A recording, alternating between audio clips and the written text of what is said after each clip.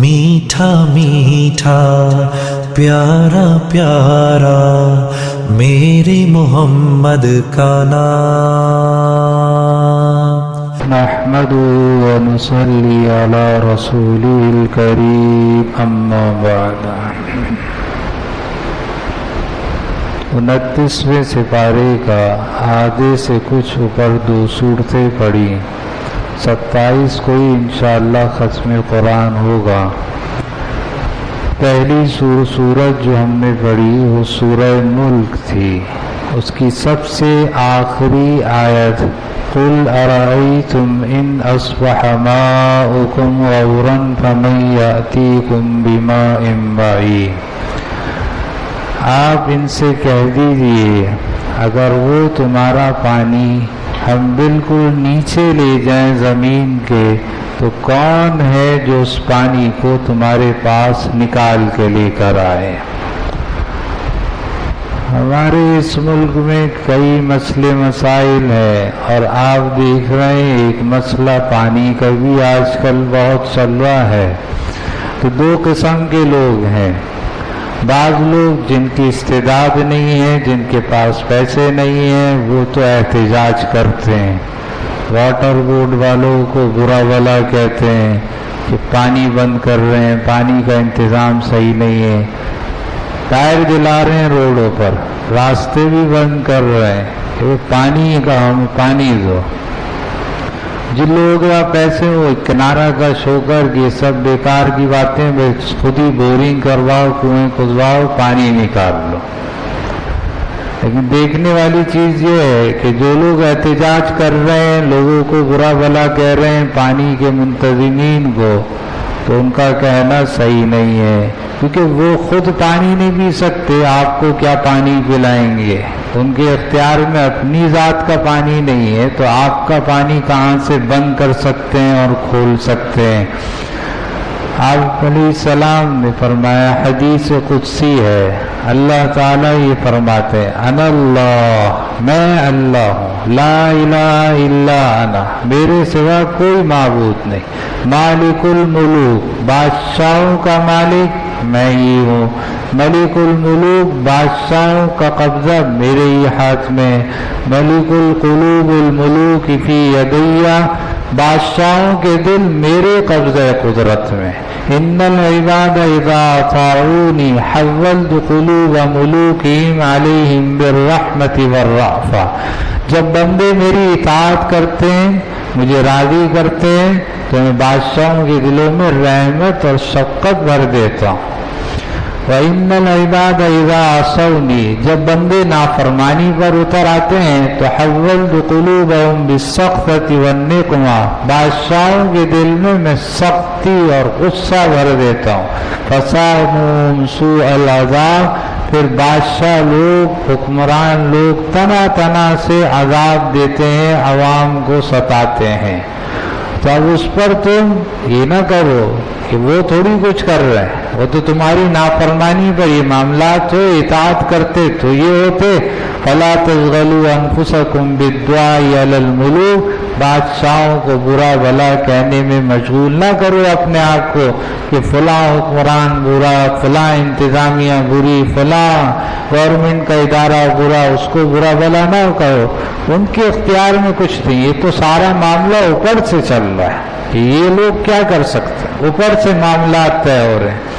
اور جو لوگ پیسے جن کے پاس ہوتے ہیں وہ بورنگ کرواتے ہیں، کنواں کھود دیتے ہیں، پھر بعض دفعہ یہ بھی کہتے ہیں کہ بھئی کنواں خشک ہو گیا، بورنگ خشک ہو گئی، تو اس کا جواب اللہ تعالیٰ نے اسی سورہ ملک کی آخری آیت میں دیا کہ یہ جو پانی تم نکال رہے ہو یہ تم اپنی طاقت سے تو نہیں نکال رہے، بلکہ ہم نے بارش برسائی، پہاڑوں پر پانی کو برف کی صورت میں محفوظ کیا، پھر وہ برف پگھلی، پانی زمین پر گیا اور بغیر پائپ لائن کے پوری دنیا میں اللہ نے اس پانی کو زمین کے نیچے پھیلا دیا۔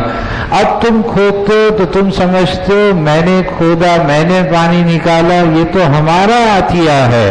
اگر تم یہ کہتے ہو میں نے کیا تو یہ بتلاؤ اگر پانی ہم اور نیچے کر دیں تو تم میں سے کون ایسا ہے جو پانی کو باہر نکال کے لیا ہے؟ ایک ملحد بے دین آدمی تھا، اس نے جب یہ آیت پڑھی، اب حدیث میں تو یہ آتا ہے کہ جب آدمی یہ آیت پڑھے، ایسی تلاوت کر رہا ہو نماز کے علاوہ، تو آخر میں یوں کہنا چاہیے کہ اللہ نے یہ سوال کیا ہے کہ بتاؤ اگر پانی میں نیچے لے جائے اور زمین کے، تو تم میں سے کون ہے جو پانی کو اوپر لے کر آ جائے؟ تو جواب یہ دینا چاہیے اللہ رب العالمین، کہ ہم کچھ نہیں کر سکتے، اللہ آپ ہی ہیں جو پانی کو اوپر لا سکتے۔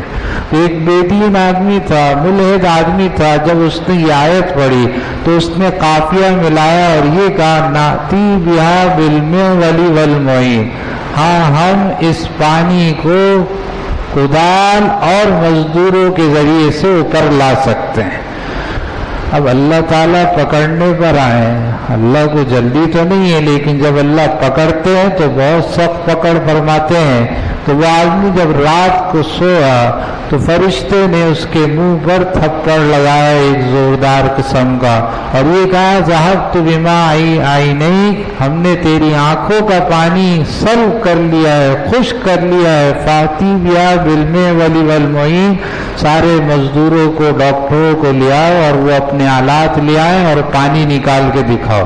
صبح اٹھا تو اس کی آنکھوں کی بینائی سلب ہو چکی تھی اور آنکھیں خشک ہو گئی تھی، کہ اللہ سے مقابلے پر آ رہا ہے، اللہ کی بات پر یقین نہیں ہے اس کو، اور اس نے یہ جواب دیا۔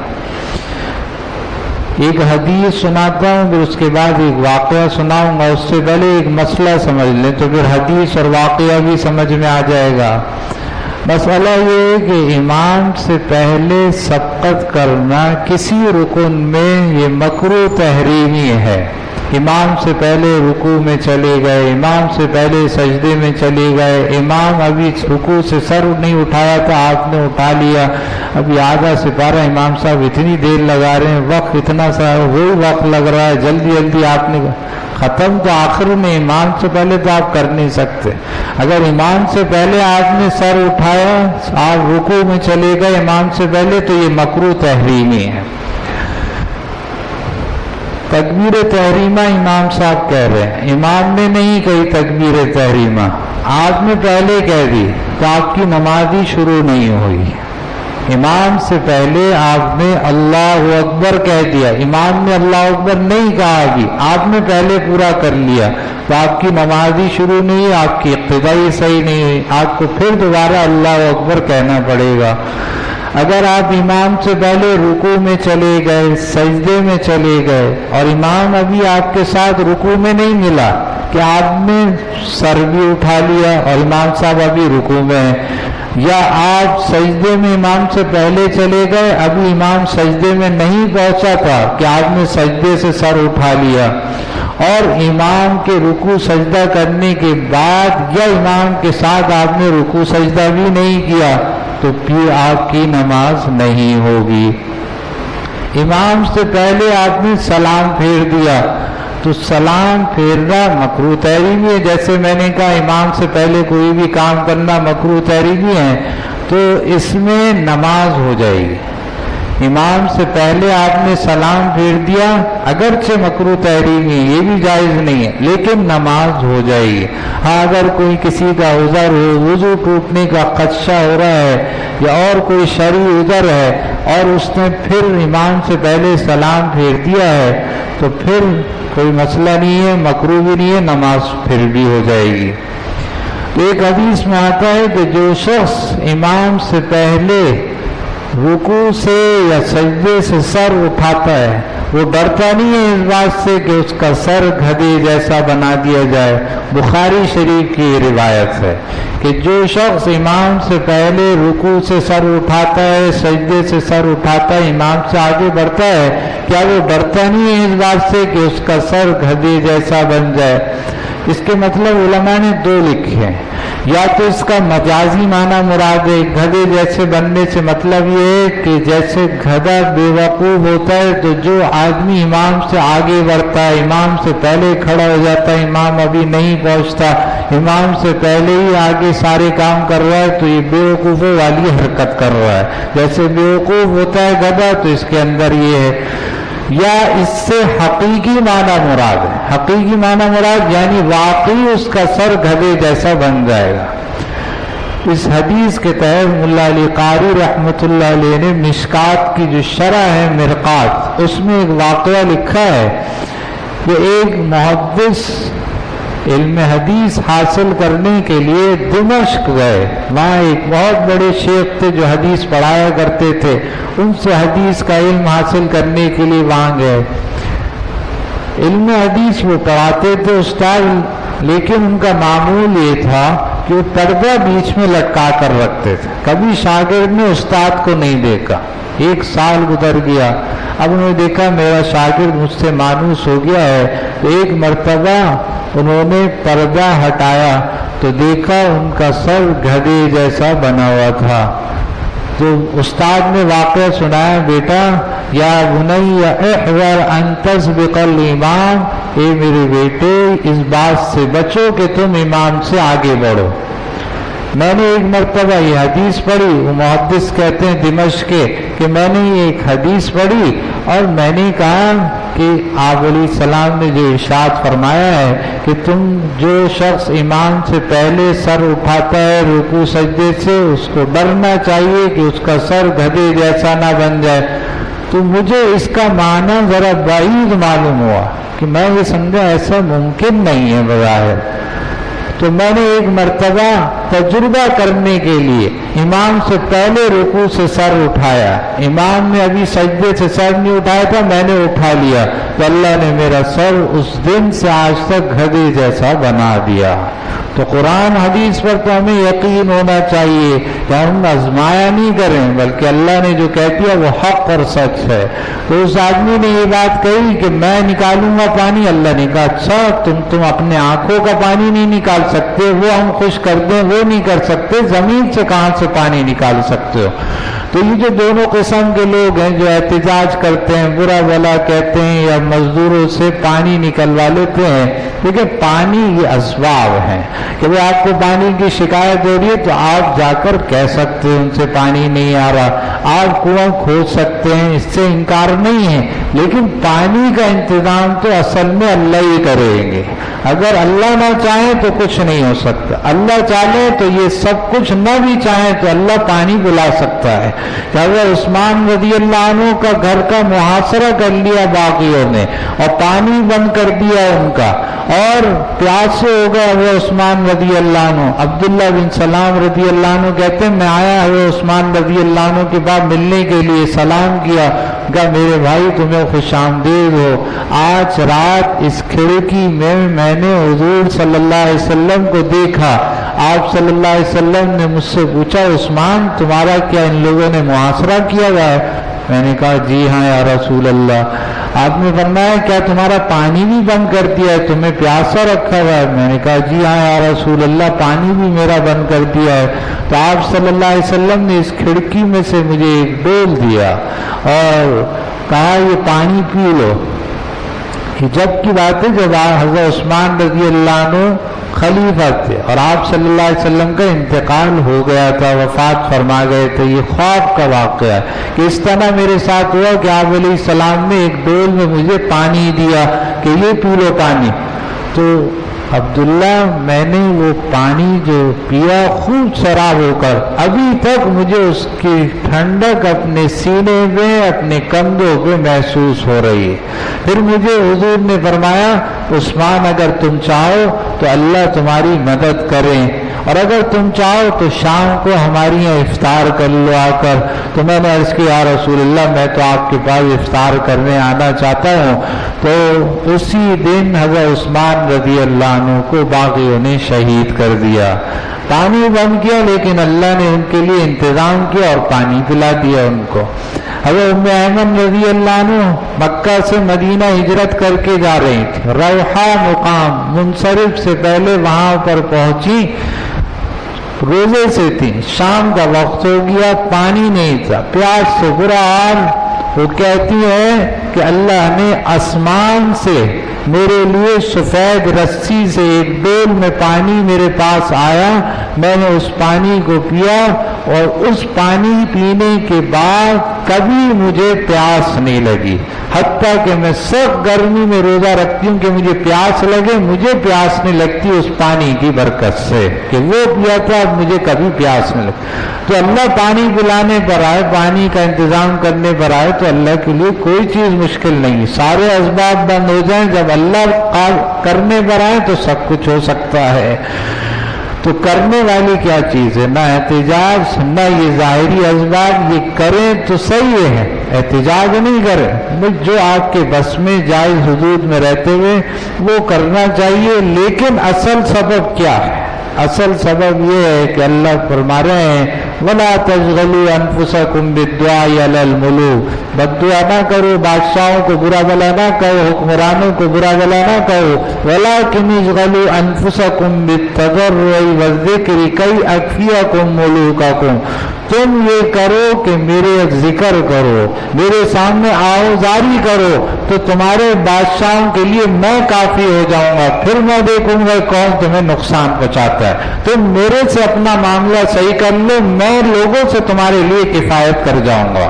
تو کرنے والی چیز کیا ہے کہ آدمی سب سے پہلے دعا کرے، اللہ سے مانگے۔ آپ صلی اللہ علیہ وسلم خطبہ دے رہے تھے، دروازے سے سامنے سے ایک شخص آیا، کہنے لگا یا رسول اللہ بارش نہیں ہو رہی، جانور مر رہے ہیں، کھیتیاں ہماری سوکھ رہی ہیں، پانی نہ ہونے کی وجہ سے لوگوں نے سفر بند کر دیے، راستے بند ہو گئے ہیں، آپ دعا کریے اللہ سے کہ اللہ پانی ہمیں دے دے۔ آپ صلی اللہ علیہ وسلم نے وہیں ہاتھ اٹھائے کہ اللہ ہم پر بارش برسا، اے اللہ ہم پر بارش برسا، اے اللہ ہم پر بارش برسا۔ انس رضی اللہ عنہ کہتے ہیں صلہ پہاڑی کے اور ہمارے درمیان میں کوئی چیز نہیں تھی، یعنی ایسے مکانات نہیں تھے جس سے مطلع نظر نہ رہا، بالکل آسمان صاف تھا، ایک بادل کا ٹکڑا آیا اور مدینے پر برسنا شروع ہو گیا، ہمارا گھر پہنچنا مشکل ہو گیا، 6 دن تک لگاتار بارش ہوتی رہی، ہم نے سورج نہیں دیکھا، پھر اگلے دن جمعہ آیا، پھر اگلی دفعہ تو آپ علیہ السلام خطبہ دے رہے تھے، ایک شخص آیا دروازے، کہنے لگا یا رسول اللہ بارش اتنی ہو گئی ہے کہ جانور اب مرنے لگے ہیں، ساری چیزیں بند ہو رہی ہیں، آپ دعا کریں اللہ سے بارش نہ ہو۔ آپ علیہ السلام نے ہاتھ اٹھائے اللہم حوالینا ولا علینا، کہ اللہ بارش تو برسا لیکن ہمارے اوپر نہیں بلکہ پہاڑوں پر اور کھیتیوں کی جگہ پر اور ٹیلوں پر، وہاں پر بارش برسا۔ صحابہ کہتے ہیں بادل چھٹنا شروع ہو گئے، بارش ہو رہی تھی، ہم سخت دھوپ میں چل رہے تھے لیکن ہمارے اوپر نہیں ہو رہی تھی، پہاڑوں پر اللہ بارش برسا رہے تھے۔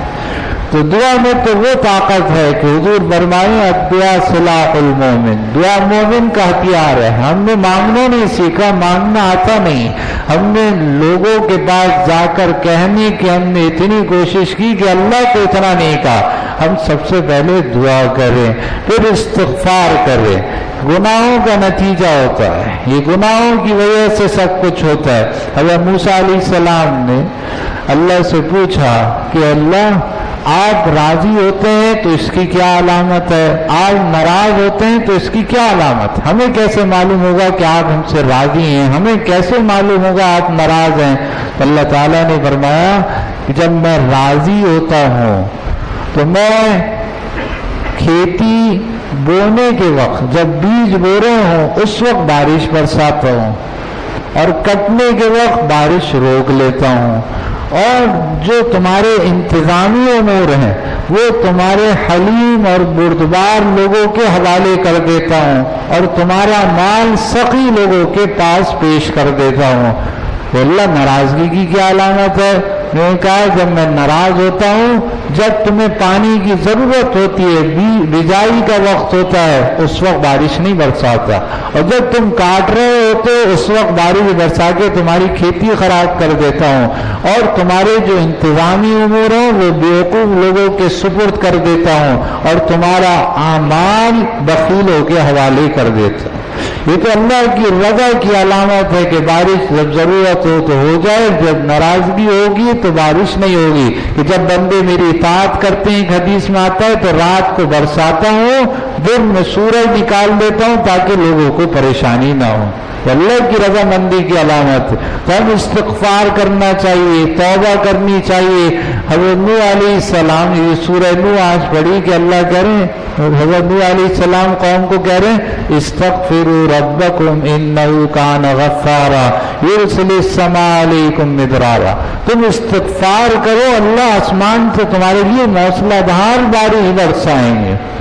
तो करने वाला काम क्या है कि आदमी दुआ करे, फिर अल्लाह से इस्तिग़फ़ार करे, अल्लाह को राज़ी करे, अल्लाह की इताअत करे, तो अल्लाह बारिश का इंतज़ाम भी करेंगे, सारे काम करेंगे।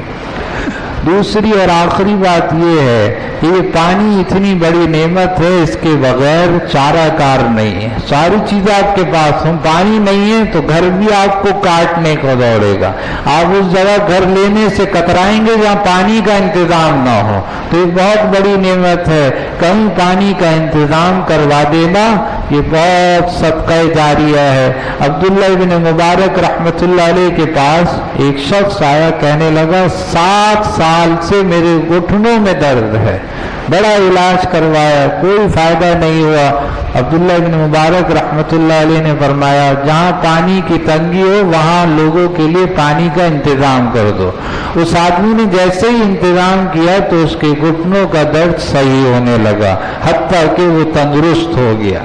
अबू अब्दुल्ला रहमतुल्लाह अलैह चेहरे पर बहुत दानित, बहुत तकलीफ रहती थी। इमाम साबुनी रहमतुल्लाह अलैह की मजलिस में गए, कहा हजरत दुआ कर दीजिए, बहुत तकलीफ है, इलाज भी करवाया, फायदा नहीं हुआ। हजरत ने हाथ उठाए, मजलिस में लोगों ने भी हाथ उठाए, औरतें भी थीं, उन्होंने भी हाथ उठाए और दुआ की। अगले दिन एक खातून ने एक पर्चा भेजा कि आपने दुआ करवाई थी हजरत अबू अब्दुल्ला हाकिम रहमतुल्लाह अलैह के लिए, तो मैंने रात को ख्वाब में हुजूर की ज़ियारत की, क्योंकि घर में जाकर भी मैंने दुआ की थी। तो आप सल्लल्लाहु अलैहि वसल्लम ने फरमाया कि उसको मेरा ये पैगाम पहुँचा दो कि वुसअत के साथ लोगों के लिए पानी का इंतज़ाम करे, तो इसकी बरकत से इसकी बीमारी सही हो जाएगी। उन्होंने पानी का इंतज़ाम किया, अपने घर के बाहर सबील लगाई, लोग पानी पीने लगे, उनकी बीमारी दूर हो गई।